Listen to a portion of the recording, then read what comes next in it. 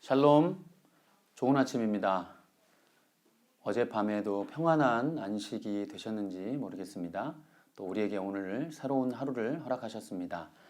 생사화복이 우리 하나님의 손에 있음을 다시 한번 고백하게 되는 하루인 것 같습니다. 오늘도 하루를 또 시작하면서 우리 하나님 앞에 찬양하며 또 기도하며 하나님 주신 말씀 붙들고 승리할 수 있는 오늘 하루가 되기를 소망합니다. 먼저 우리 하나님 앞에 찬양 드리시겠습니다.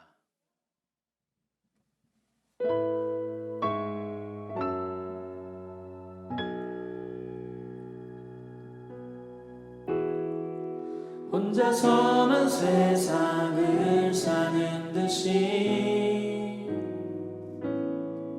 주가 멀어 보이기만 할 때 우리는 바라보아야 하네. 우리에게 오셨던 그 주님이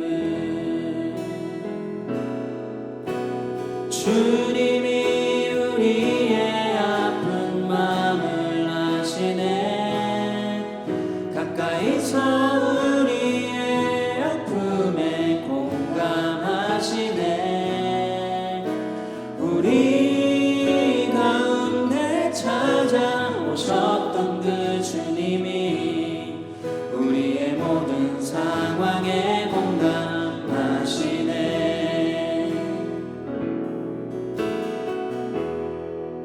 혼자서만 세상을 사는 듯이 주가 멀어 보이기만 할 때 우리는 바라보아야 하네.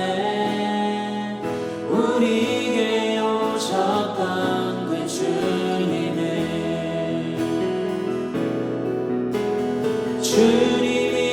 우리의 아픈 마음을 아시네. 가까이서 우리의 아픔에 공감하시네. 우리 가운데 찾아오셨던 그 주님이 우리의 모든 상황에 공감하시네.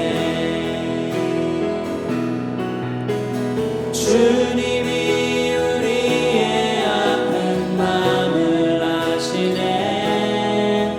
가까이서 우리의 아픔에 공감하시네. 우리 가운데 찾아오셨던 그 주님이 우리의 모든 상황에 공감하시네.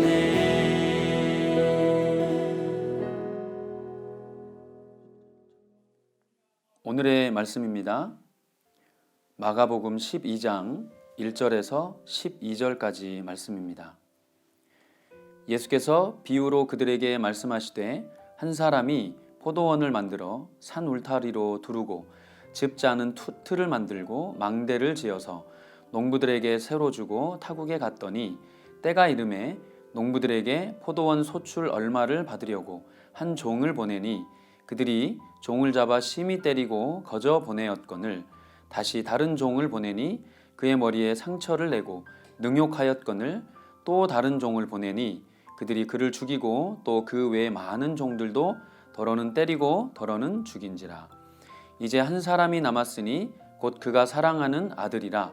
최후로 이를 보내며 이르되 내 아들은 존대하리라 하였더니 그 농부들이 서로 말하되 이는 상속자니 자 죽이자.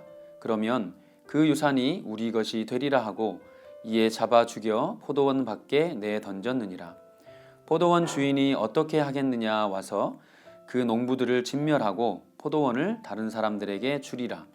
너희가 성경에 건축자들이 버린 돌이 모퉁이의 머릿돌이 되었나니 이것은 주로 말미암아 된 것이요 우리 눈에 놀랍도다 함을 읽어보지도 못하였느냐 하시니라. 그들이 예수의 이 비유가 자기들을 가리켜 말씀하심인 줄 알고 잡고자 하되 무리를 두려워하여 예수를 두고 가니라. 아멘. 오늘의 말씀은 예수님께서 대제사장들과 서기관들과 또 장로들과 함께 변론하는 장면입니다. 그래서 이 예수님의 사실은 오늘은 비유인데요. 이 비유는 그 대상이 누구인가를 주목할 필요가 있습니다. 그 11장 27절부터 보면 예수님께서 지금 대제사장들 그리고 서기관들, 장로들과 함께 지금 마주 앉아 있다라는 사실을 기억하시고, 또 예수님께서 비유 1절에 보시면 12장 1절에 보시면 예수께서 비유로 그들에게 말씀하신다라고 말씀하십니다. 그러니까 여기서 나오는 그들은 바로 대제사장들, 서기관들, 그들에게 하시고 싶으신 말씀, 메시지가 있다라는 사실이죠. 자, 예수님께서 비유를 말씀하십니다. 이 비유 안에는 예수님이 하시고 싶으신 말씀을 상징적으로 담아내고 있는 말씀입니다. 여기 이 비유에는 먼저 포도원 주인이 등장을 합니다. 그리고 그 포도원 주인에게 허락받은, 포도원을 가꾸도록 허락받은 종들이 등장하고요. 또 그 포도원 주인이 후에 소출이 얻을 수 있는지를 알아보려고 다시 보낸 종들이 또 등장합니다. 그래서 여기서 이 비유의 이 등장인물 가운데는 상징적인 의미가 담겨 있습니다. 먼저 포도원 주인은 우리 하나님을 말씀하고 있습니다. 여기 보시면 한 사람이 포도원을 만들어 산 울타리로 두르고 집 짜는 틀을 만들고 망대를 지어서 농부들에게 새로 주었다 그랬습니다. 이 포도원 주인은 곧 우리 하나님이십니다. 그리고 이 농부들은 누굴까요? 예, 그렇습니다. 이 농부들이 바로 사실은 이스라엘의 종교적인 지도자들, 바리새인들, 서기관들, 장로들, 이런 분들이 되겠습니다. 예수님께서 이 말씀을 이들에게 직접적으로 이제 비유를 통해서 하나님의 메시지를 증거합니다. 그런데 그 내용이 참 의미심장합니다. 농부들에게 세를 주고 이 포도원을 잘 가꾸도록 당부하셨습니다. 그런데 그 소출이 있을 거라 예상하고 이 주인이신 하나님이 농부들에게 그 소출을 기대하십니다. 그리고 그 소출이 있는지를 알아보려고 종들을 보내었다라고 하나님이 말씀하십니다. 그러면 우리가 여기서 한번 생각해 보고 싶은 것은 과연 이 소출은 무엇이었을까? 이 비유를 이제 해석을 해서 보자면, 그러면 하나님이 이 이스라엘 장로들을, 또 서기관들, 바리새인들, 다시 말하면 이스라엘의 지도자들에게 바라셨던 소출은 무엇이었을까요?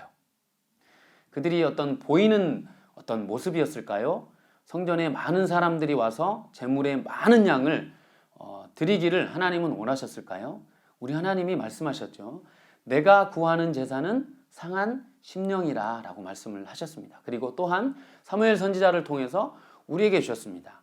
그 말씀을 곧 하나님은 주께서 구하시는 제사는 상한 심령이라 이렇게 말씀을 하셨죠. 주님은 제사를 기뻐하시지 않고 순종을 기뻐하신다라고 말씀을 하셨습니다. 구약에서부터요.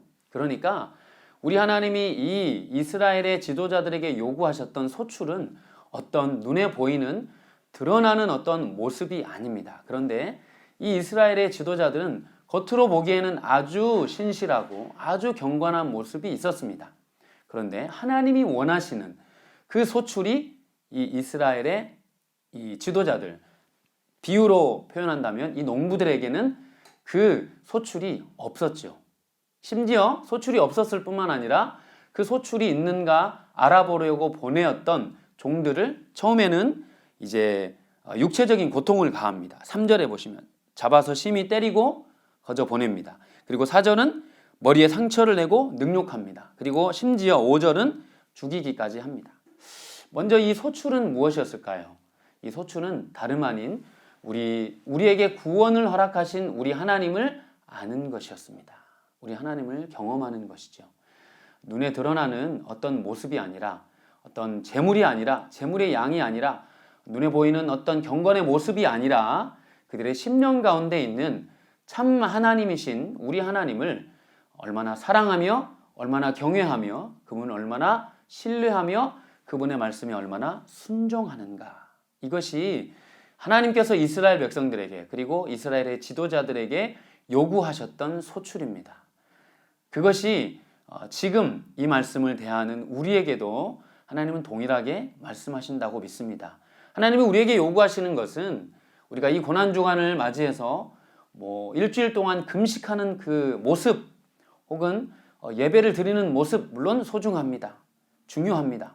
그러나 그것보다 더 중요한 것은 본질적인 우리의 태도, 하나님을 경외하는 마음, 하나님 말씀에 순종하는 마음, 그 말씀인 줄 믿습니다.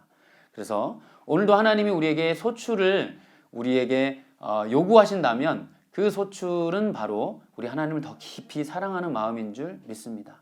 이 고난주간 둘째 날을 맞이해서 오늘도 우리가 이 말씀을 붙들고 하나님 앞에 하나님을 더욱 사랑하며 하나님이 우리에게 주신 말씀, 주일날 우리에게 주셨던 그 하나님의 말씀, 또 오늘 묵상하게 되는 하나님의 말씀, 기도 가운데 하나님이 우리에게 들려주셨던 그 음성들, 그 말씀들을 기억하시고 우리 하나님 앞에 겸손하게 그리고 순종의 마음으로 그 한 말씀이라도 우리 하나님의 말씀을 순종할 수 있는 오늘 하루가 되시기를 소망합니다. 자, 그런데 오늘 이 종들에게 하나님께서 종들을 보내셨습니다. 선지자들을 보내셨죠. 그리고 많은 하나님의 사람들을 보내었습니다. 그런데 이 이스라엘 백성들이, 이스라엘의 지도자들이 그들을 어땠습니까? 환영했습니까? 아니죠. 오늘 말씀에 보면 처음에는 상처를 내고 그 다음에 능욕하고 죽이기까지 했습니다. 우리가 여기서 또 한 가지 살펴보고 싶은 것은 바로 그 죄의 본질입니다. 그 죄가 처음에는 사람들을 하나님께서 책망하시는 그 책망의 말씀을 듣고 회개해야 하는데 이 이스라엘의 지도자들은 회개하지 않고 심지어 그 보낸 하나님의 사람들을 때리기도 하고 능욕하고 죽이기까지 했습니다. 이것이 죄의 무서움입니다. 죄의 무서움, 죄의 본질입니다. 우리가 다시 한번 이 말씀을 통해서 우리 자신을 돌아보면서 첫째는 하나님을 경외하는 마음, 하나님이 우리에게 주신 그 어떤 말씀이라도 순종할 수 있는 마음, 그 소출을 하나님 앞에 드릴 수 있는 우리의 삶의 태도, 그리고 그것과 더불어서 우리가 우리 자신을 돌아보며 하나님 말씀을 순종하지 못하게 만드는 그 죄의 그 뿌리, 그리고 죄를 사랑하는 마음, 그 마음을 오늘 이 아침에 우리 주님께 가지고 나아가셨으면 좋겠습니다. 우리 주님 앞에 회개하며 우리 주님이 우리 가운데 정말 회복하게 하시기를 원하시는 그 하나님의 그 경외하는 마음들이 우리 삶에 회복될 수 있는 이 아침이 되시기를 소망합니다. 그것이 이 비유를 통해 하나님 우리에게 주시는 메시지리라 믿습니다. 오늘도 이 말씀 붙들고 우리의 삶을 다시 한번 돌아보며 우리가 죄를 사랑하는 마음이 있다면 우리 주님 앞에 겸손하게 엎드려 주님의 십자가를 묵상하며 그 죄를 주님 앞에 넘겨드립니다. 주님, 다시금 나를 깨끗게 하여 주시옵소서. 오늘 하루의 삶을 통해 내가 죄를 사랑하지 않고 하나님의 말씀을 사랑하며 하나님을 경외하는 마음이 내 안에 회복되기를 간절히 소망합니다. 우리 주님께 기도하며 나아가시는 이 아침 그리고 이 하루가 되기를 주님의 이름으로 축복합니다. 같이 한번 기도하시겠습니다. 거룩하신 하나님 아버지, 오늘도 우리에게 귀한 말씀을 주셔서 감사합니다. 우리가 고난주간을 보내고 있습니다. 하나님, 이 고난주간을 통해 예수님께서 걸어가신 그 십자가의 길을 묵상함에 있어서 다시 한번 하나님, 우리 가운데에 정말 하나님 앞에 우리가 회복되어야 할 하나님이 기대하시는 그 소출을 우리의 마음 가운데 충만하게 주님 앞에 드려지기를 소망합니다. 그 소출은 다름 아닌 우리가 하나님을 사랑하며 하나님 우리에게 주신 말씀에 순종하는 삶인 줄 믿습니다.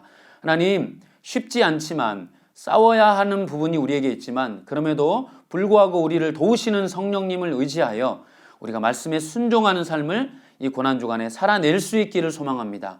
그것이 이 십자가의 길을 묵상하는 우리의 바른 길인 줄 믿습니다. 하나님, 감정적인 하나님 앞에 예수님의 그 십자가를 감정적으로만 묵상하지 않고 정말 우리의 삶 가운데 하나님이 원하시는 진정한 그 십자가 구원의 의미를 우리가 되새기며 우리가 하나님 말씀에 순종함으로 우리의 죄를 미워하고 우리의 죄를 사랑하지 않고 하나님의 말씀을 붙들고 말씀에 순종하는 오늘 하루의 삶을 살아낼 수 있기를 다시 한번 소망합니다. 주여 도와주시옵소서. 주여 오늘도 우리를 붙들어 주시옵소서. 우리를 붙드시는 주의 은혜를 기억하며 기대하며 오늘도 주님 앞에 나아가오니 하나님 우리를 붙잡아 주시옵소서. 감사드리며 존귀하신 우리 주 예수 그리스도의 이름으로 기도드리옵나이다. 아멘.